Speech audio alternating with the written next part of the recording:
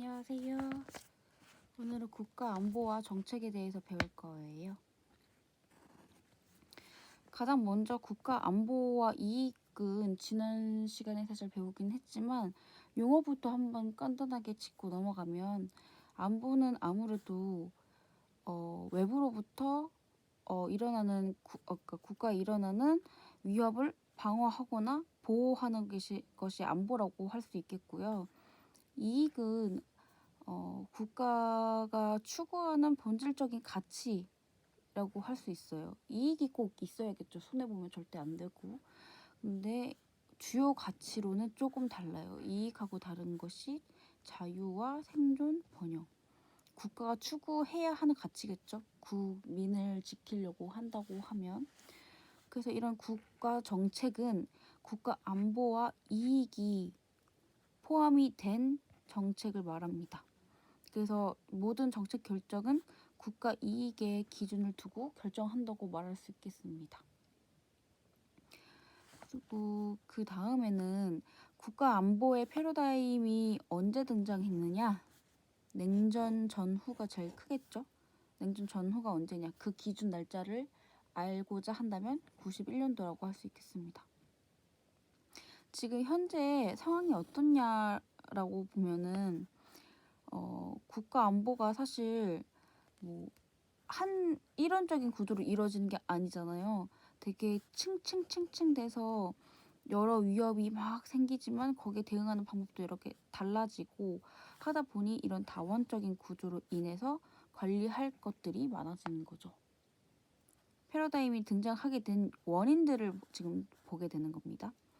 두 번째로는 국제사회의 새로운 행위자들이 등장한다는 것인데요. 이런 새로운 행위자가 누구냐?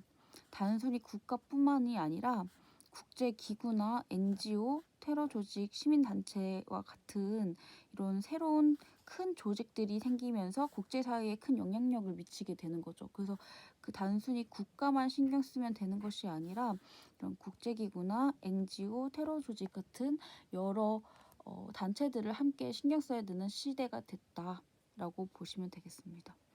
또 세계화랑 그러니까 국가 간의 경계가 모호해지면서 이런 국가 안보 특히 위협이나 혹은 긍정적인 요소로 들어오는 것들이 굉장히 많아졌기 때문에 더욱 신경 쓸 게 많아졌다는 거죠.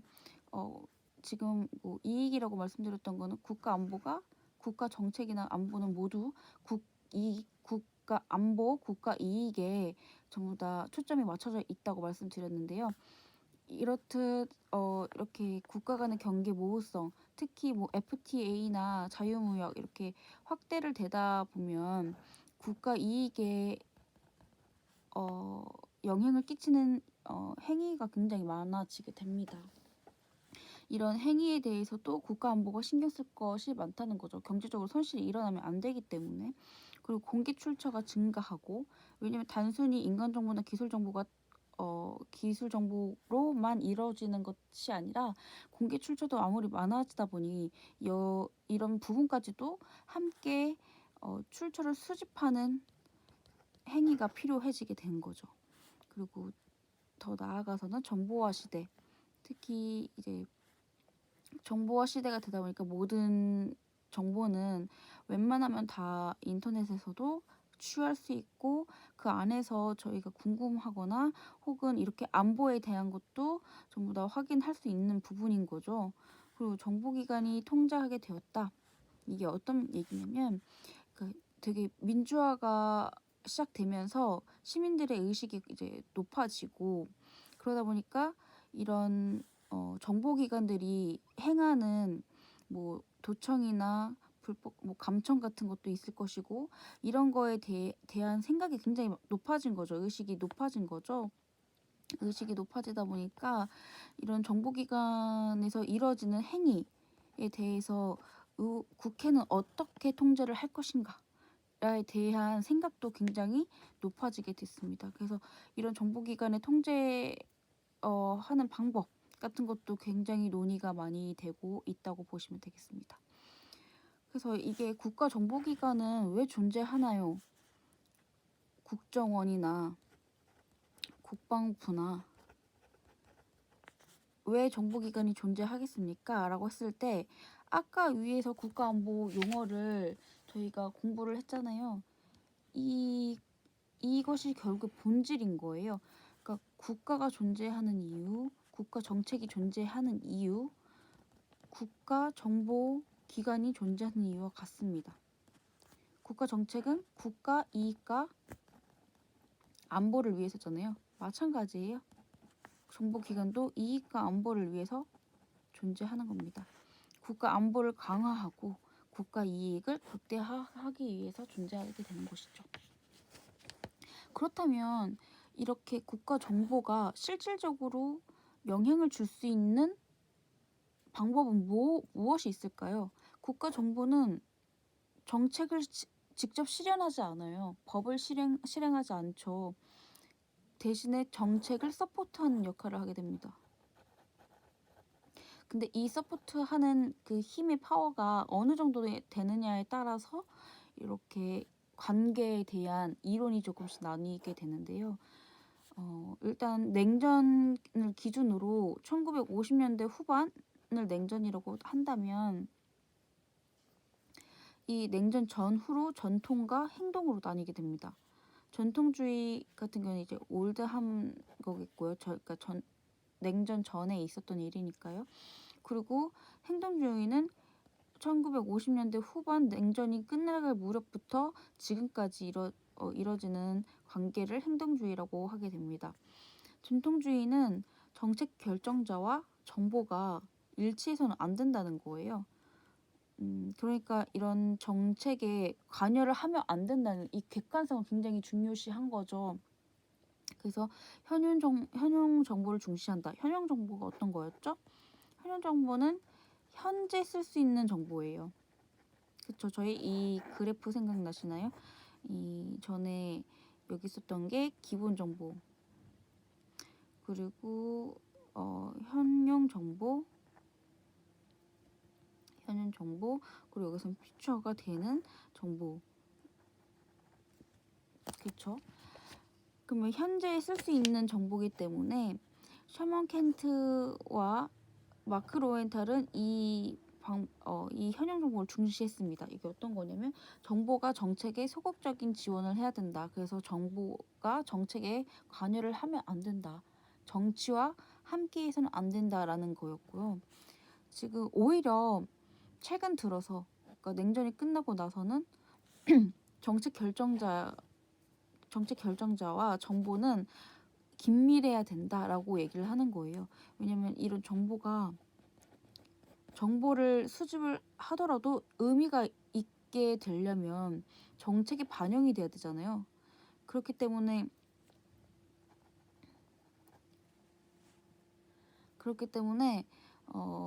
이런 그러니까 정책에 기여를 하려면 판단 정보를 중시해야 된다고 봤습니다. 그러니까 미래지향적으로 본 거죠.